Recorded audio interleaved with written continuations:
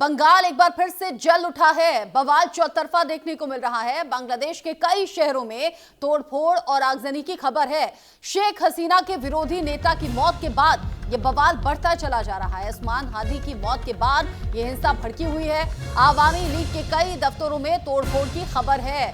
बांग्लादेश में 2 मीडिया दफ्तरों में भी तोड़फोड़ हुई है, आगजनी हुई है। तस्वीरें भी सामने आई हैं। तस्वीरें आप देखिए, अंदाजा लगा लेंगे बांग्लादेश कैसे जल रहा है, सुलग रहा है। एक बार फिर से शरीफ उस्मान हादी इनकलाब मंच के प्रवक्ता थे, जिन्हें पिछले शुक्रवार को राजधानी ढाका में गोली मार दी गई थी और इसके बाद इलाज के लिए सिंगापुर ले जाया गया था। लेकिन सिंगापुर के जनरल हॉस्पिटल में इलाज के दौरान ही मौत होने की खबर है।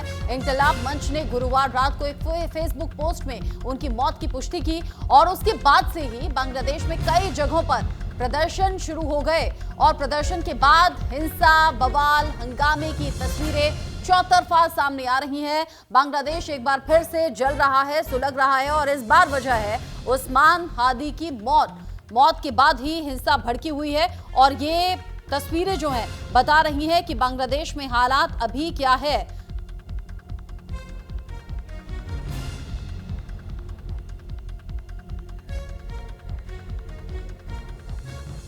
मेरे साथ बांग्लादेश के इन हालातों पर बात करने के लिए खास मेहमान जुड़ गए हैं। Lieutenant colonel retired JS Sodhi sir मेरे साथ में जुड़ गए हैं डिफेंस एक्सपर्ट के तौर पर। मुस्तफा अहमद मुर्शीद मेरे साथ में जुड़ गए हैं राजनीतिक विश्लेषक के तौर पर। आप सीधे बांग्लादेश से मेरे साथ में जुड़े हैं। संजीव श्रीवास्तव जी हैं विदेश मामलों के जानकार के तौर पर। आप सभी का न्यूज इंडिया पर बहुत स्वागत। सबसे पहले मैं रुक करना चाहूंगी मुस्तफा अहमद मुर्शीद जी, आपका बांग्लादेश में अभी हो क्या रहा है? इससे पहले भी जला है, सुलगा है बांग्लादेश, एक बार फिर से वही हालात बनते हुए नजर आ रहे हैं। Good morning to everyone. First of all मेरा खुशनसीब मैं आपका साथ में जुड़ा हूँ दिस सुबह में। वेल एक्चुअली दिस सिचुएशन हालात बहुत नाजुक है। Last night it was really horrific in the Dhaka capital.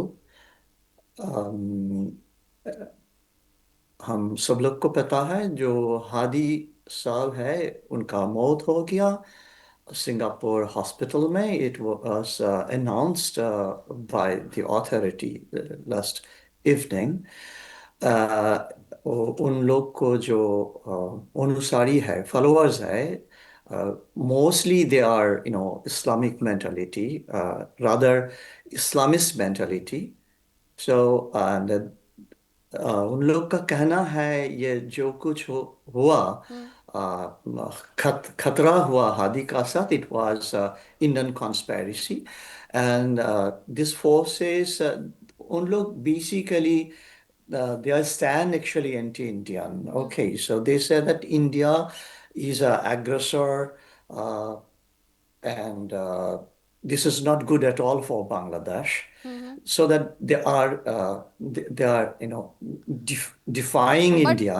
But Their politics. Mustafa ji, Bangladesh में जो कुछ हुआ वो वहां के विद्रोह की आंदोलन की वजह से हुआ। तख्ता पलट की स्थिति आ गई और जब बाद में इन्वेस्टिगेट किया गया या फिर जो सूत्रों के हवाले से खबर सामने आई, पाकिस्तान का बांग्लादेश में इन हालातों के पीछे अमेरिका का हाथ नजर आया। फिर मोहम्मद यूनुस ने कमान संभाल ली। इसमें एंटी इंडिया जैसी क्या बात है, या फिर इंडिया का नाम कहां से कैसे लिया जा सकता है? उस्मान हादी पर हमला करने वाले ये लोग कौन थे और क्या इसे इलेक्शन से जोड़कर भी देखा जाना चाहिए? Okay, first, I'm not that comfortable in Hindi, so if you please allow me in English, आप मिक्स may बोल I? सकते हैं, English. I try, I try. Okay. The thing is that हुआ कि जो हसीना रेजिम का पतन हुआ, वो जो सब बिल्कुल यहाँ से जो डिसमेंटल हुआ का, तो कहना की था, yes it was a part of game of ISI and America's CIA का role है. But it was also true that Awami League government has received at that time people's a big no because of their many leaders corruption. Number one. Number two, but the whole movement, it was, got mixed people's reaction. One is purely Awami league का खिलाफ, Sheikh Hasina regime का खिलाफ. Another force, it was highly militant, Islamic militant, जो लोग चाहता है कि जो ये हसीना equivalent Indian agent. It's their perception. So it's a mixed thing. And now, under the regime of Dr. Yunus, the interim government, still the forces, those who strongly believe that Hasina's shelter in India means, it is actually against the Bangladeshi stand. So these forces, extremely Islamic forces, they don't like India's this stand. That's the critical issue. Okay. So whatever now is being mobilized on the street, on the surface, basically, these are the militant forces. So ultimately, whole thing, जो हुआ है, जो हादसा हो रहा है, सब कुछ का डायरेक्शंस होता है कि इंडिया के खिलाफ. That's their narrative. ठीक है. Okay. ये भी तो एक कॉन्स्पिरेसी का हिस्सा है. मतलब पाकिस्तान इसी राह पर तो खुद भी चल रहा था, बांग्लादेश को भी चलाया, और इसमें जो बांग्लादेश में आज के हालात हैं उसमें बड़े तौर पर आज तो पाकिस्तान का जिक्र होता है. कर्नल सोढी, बांग्लादेश एक बार फिर से जल रहा है, सुलग रहा है. अभी कुछ दिन पहले तक ये उम्मीद थी कि इलेक्शन हो जाएंगे तो हालात शायद सामान्य हो पाए, बांग्लादेश फिर से पटरी पर लौट पाए, लेकिन एक बार फिर से आउट ऑफ कंट्रोल हो गए हालात. जय हिंद रचना जी, ये मेरा सौभाग्य कि मैं आपके न्यूज चैनल पर और विख्यात को पैनलिस्ट के साथ. 9 जुलाई को इस साल जनरल अनिल चौहान, जो कि भारतीय सशस्त्र बल के चीफ ऑफ डिफेंस स्टाफ हैं, उन्होंने बयान दिया कि जिस तरह से चीन, बांग्लादेश और पाकिस्तान की नजदीकियां बढ़ रही हैं, ये आने वाले समय में भारत की सुरक्षा और अखंडता के लिए दिक्कत पैदा करेंगी. अगले ही महीने 4 अगस्त को लेफ्टिनेंट जनरल शरीफ चौधरी, जो कि पाकिस्तानी सेना के डीजी IASPR हैं, उन्होंने बयान दिया, will start from the east, यानी कि हम पूर्व से शुरू करेंगे.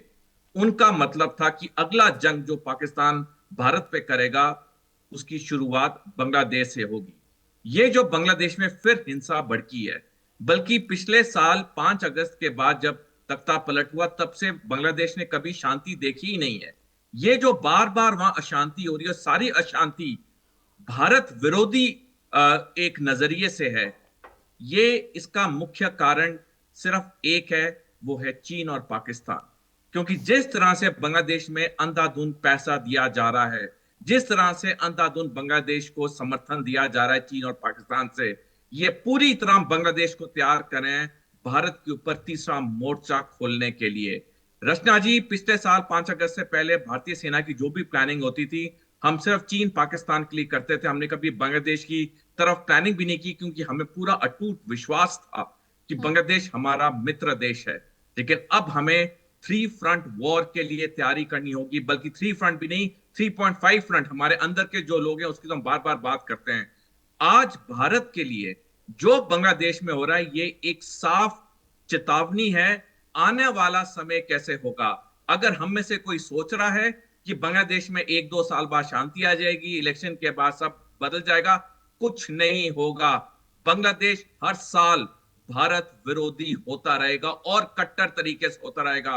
और जब भी इलेक्शन होंगे, चाहे फरवरी में हो या जब भी हो, 2 ही पार्टी ने जीतना है, BNP और जमात, क्योंकि अवामी लीग को तो बैन कर दिया गया है. और इनमें से जो भी पार्टी सत्ता में आएगी, ये भारत की तरफ और कड़ा रुख अपनाएगी. मेरे कहने का सिर्फ एक ही तात्पर्य है, बांग्लादेश में जो गतिविधियां हैं, इसे हमें गहरी उससे लेना चाहिए, क्योंकि ये एक संकेत है आने वाला समय कैसे होगा.